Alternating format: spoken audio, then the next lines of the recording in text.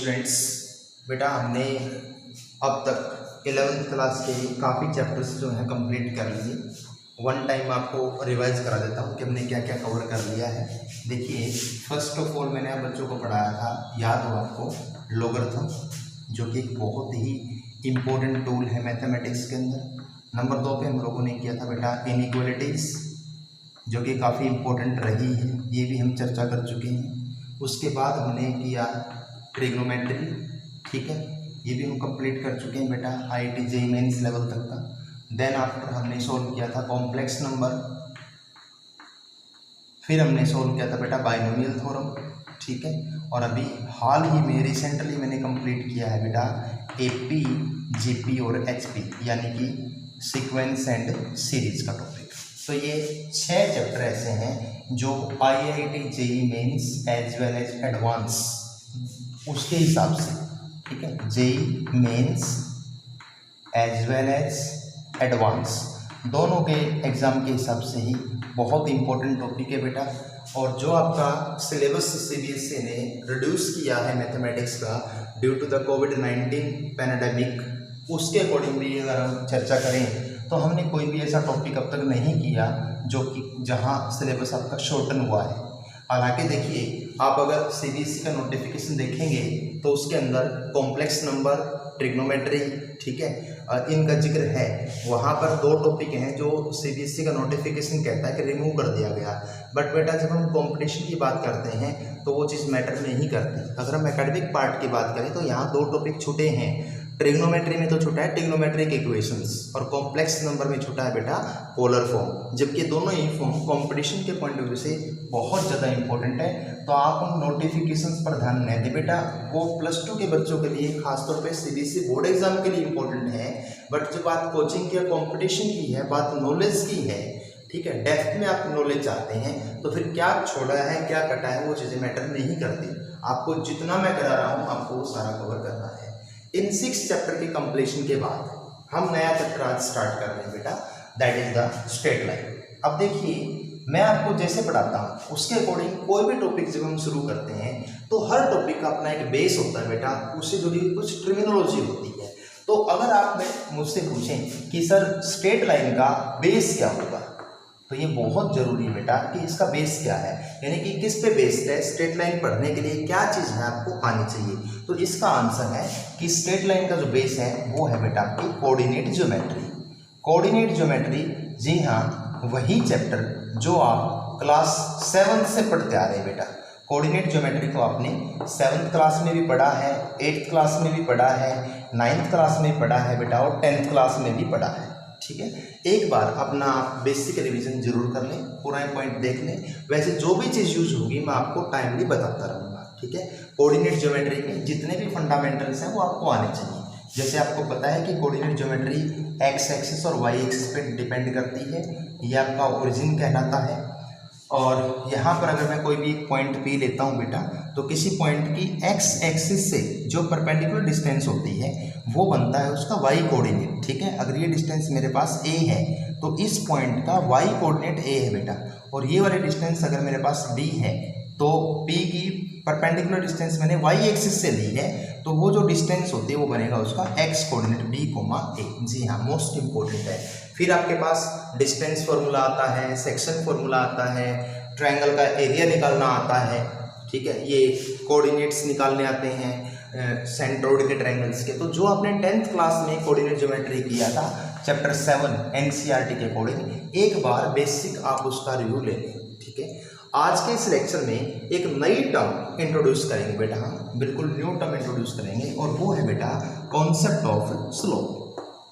Concept of slope, हम slope से अपनी कहानी शुरू करते हैं बेटा। कॉन्सेप्ट ऑफ स्लोप, जब मैं कॉन्सेप्ट ऑफ स्लोप आपको बता रहा हूँ तो मैं यहाँ ये बताना भी नहीं भूलूंगा कि स्लोप का एक नाम और भी होता है। स्लोप को बेटा आप क्या बोल सकते हो, स्लोप को आप बोल सकते हो ग्रेडियंट, GRADIENT। स्लोप को हम लोग ग्रेडियंट भी बोल सकते हैं। हिंदी में अगर हम बात करें बेटा तो स्लोप को हिंदी में कहा जाता है ढलान। क्या कहते हैं हिंदी में इसको? ढलान। इसका प्रैक्टिकल एविडेंस क्या है, क्या यूज है, कहाँ देखा आपने slope? It is very common बेटा हर घर के सामने एक स्लोप बना होता है। आपका अगर हाउस का दहलीज का लेवल अगर रोड से ऊपर है तो उस पर एंट्री के लिए हम लोग क्या यूज़ करते हैं, स्लोप का यूज़ करते हैं, जिसके द्वारा हम अपनी बाइक है, स्कूटी है, साइकिल है या फिर कार है उसको घर के अंदर एंटर करवाते हैं। तो उसके लिए हम जिस ढलान सरफेस का यूज़ करते हैं, ढलवा सरफेस का प्रयोग करते हैं, वो बेसिकली आपका क्या होता है बेटा, स्लोप होता है। ठीक है। और कॉमन लैंग्वेज में अगर मैं बात करूं तो मैं देखिए बिना कॉन्सेप्ट पढ़ाए आप ये बता सकते हो बेटा कि कहाँ स्लोप कम और कहाँ स्लोप ज़्यादा है। जैसे ये मेरे पास एक्स एक्सिस है, ये मेरे पास वाई एक्सिस है। ठीक है।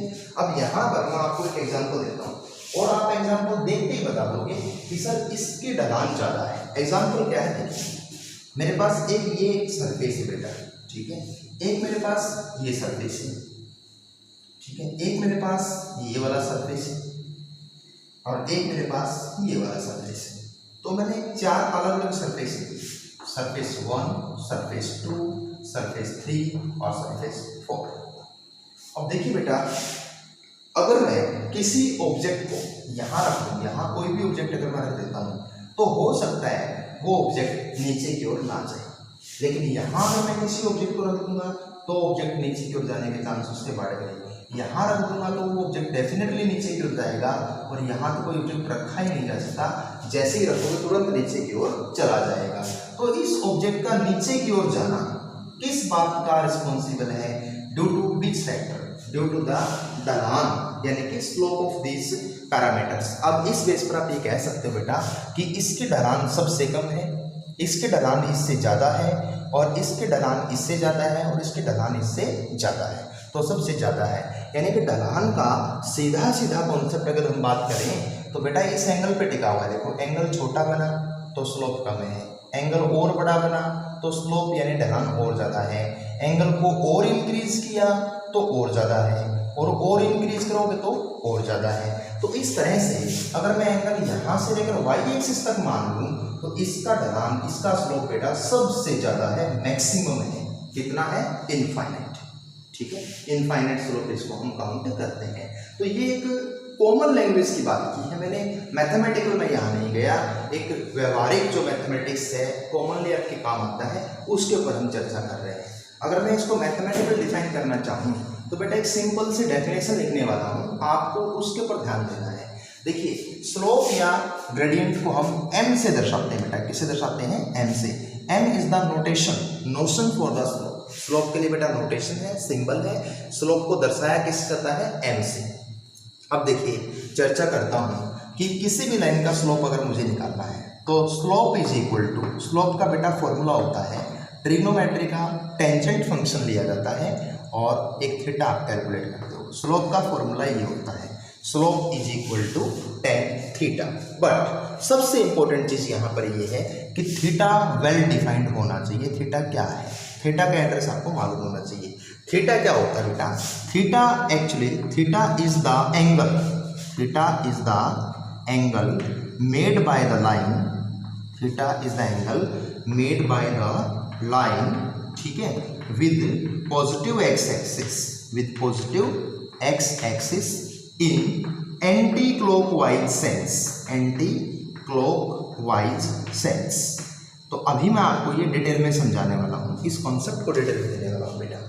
स्लोप बराबर रहेगा हमेशा tan थीटा, लेकिन प्रश्न चिन्ह उठता है कि सर थीटा का क्या मतलब है। Theta is the angle, theta वो एंगल है which is made by the line. Theta angle कौन बनाएगा बेटा, लाइन बनाएगी। किसके साथ बनाएगी, पॉजिटिव एक्स एक्सिस के साथ बनाएगी। और कैसे बनाएगी, एंटी क्लॉकवाइज सेंस में बनाएगी। तीन बातें इंपॉर्टेंट है, थीटा लाइन के द्वारा बना हुआ एंगल होगा, लाइन के द्वारा किसके साथ बना हुआ एंगल होगा बेटा, पॉजिटिव एक्स एक्सिस के साथ, और कैसे बना होगा, एंटी क्लॉकवाइज सेंस में। क्योंकि मैंने जब आपको ट्रिग्नोमेट्री पढ़ाई थी तब एक बात मैंने आपको बताई थी बेटा, एंगल कोई भी हो दुनिया में एंगल को दो ही तरह से मेजर किया जा सकता है।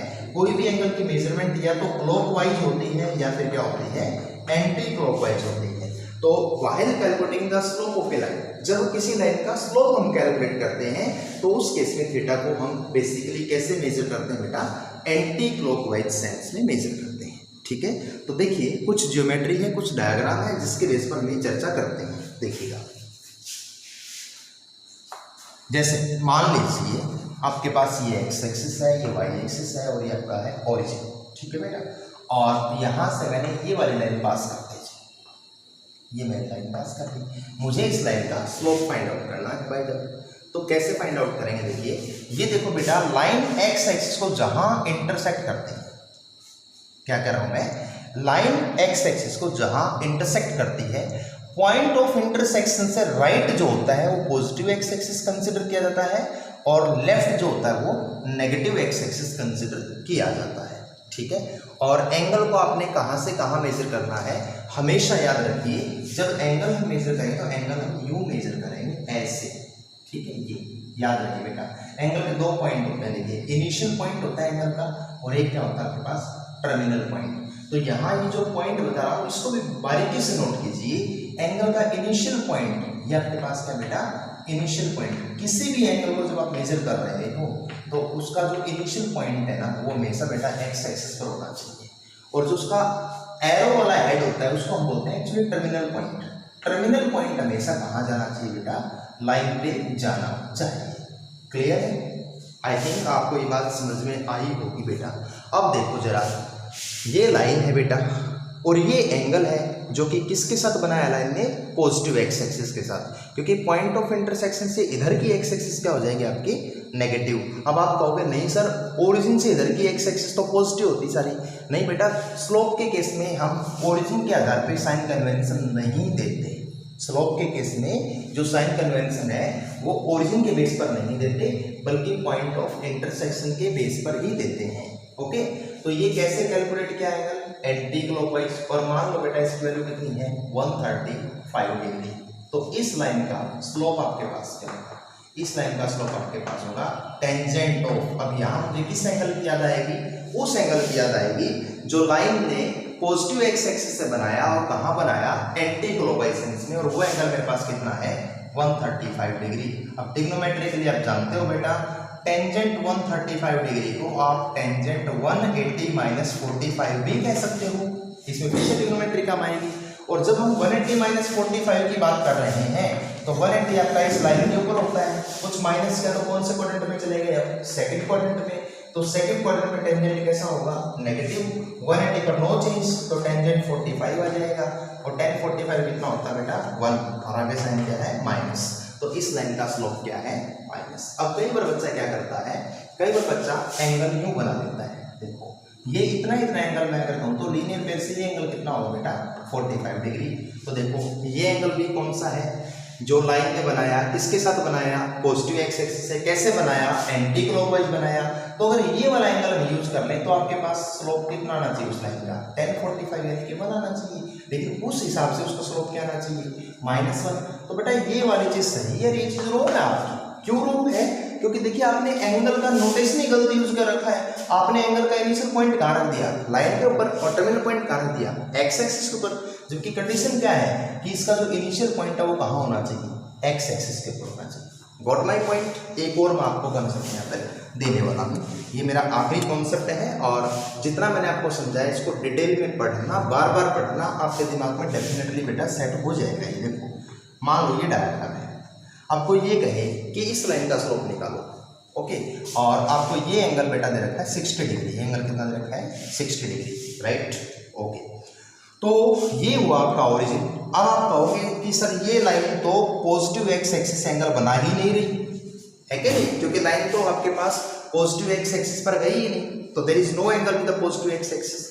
तो अगर मुझे इस लाइन का स्लोप फाइंड आउट करना है तो मैं इसका स्लोप फाइंड आउट नहीं कर सकता। क्यों नहीं कर सकता, क्योंकि पॉजिटिव एक्स एक्सिस की जो इमेज मेरे दिमाग में है वो मुझे एंगल यूज करने के लिए मना कर रही है। लेकिन मैंने आपको नई अप्रोच क्या बताई कि इंटरसेक्शन पॉइंट के उधर का सारा पॉजिटिव एक्स एक्सिस है और इधर का सारा क्या है, नेगेटिव एक्स एक्सिस।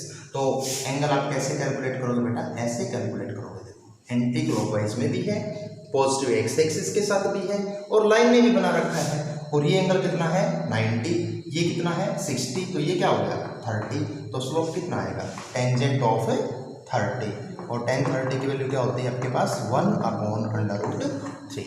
सो इस तरह से आपको एक असाइनमेंट मिलेगा जिसमें आपने बेटा सिर्फ स्लोप के ऊपर प्रैक्टिस करनी है, न्यूमेरिकल्स हैं जो आपको सॉल्व करने हैं। कोई भी प्रॉब्लम अगर आपको मिलती है, आप फेस करते हो, तो मैं डाउट सेशन में आपको कोई भी प्रॉब्लम नहीं समझाऊंगा, बल्कि आप मेरे को अपनी प्रॉब्लम शेयर करो और नेक्स्ट वीडियो लेक्चर में उनका लाइव सॉल्यूशन देखो।